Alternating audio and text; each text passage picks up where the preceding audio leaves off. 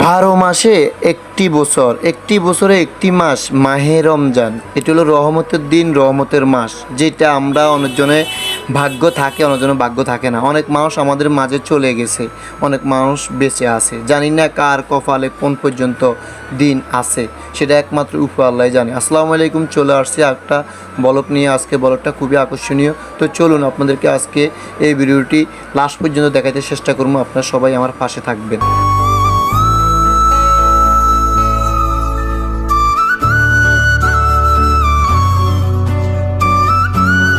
তো মূলত আপনারা যেটা দেখতেছেন এখানে আলু, পেঁয়াজ, আপনার ছোলা বুট, তারপরে আপনার খেজুর, মূলত আপনার এখানে মুড়ি, অল আইটেম ইত্যাদি সব কিছু এখানে দেখতেছেন। আসলে মূলত রমজান উপলক্ষে আমি প্রতি বছর আমি কিন্তু মানুষ দাওয়াত দিয়ে খাওয়াইতাম, জাবাত খাওয়াইতাম।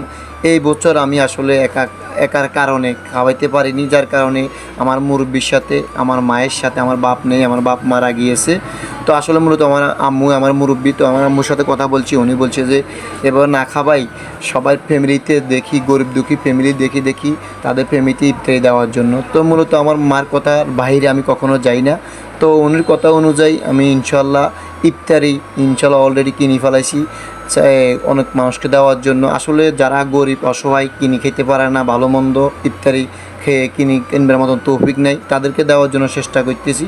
তো ইনশাল্লাহ আসলে এই বিষয়টা আপনাদের থেকে কীরকম লাগতেছে, কি আসে বিষয় অবশ্যই কমেন্ট করে জানাবেন। তো চলুন, ইনশাল্লাহ সামনে আরও আছে।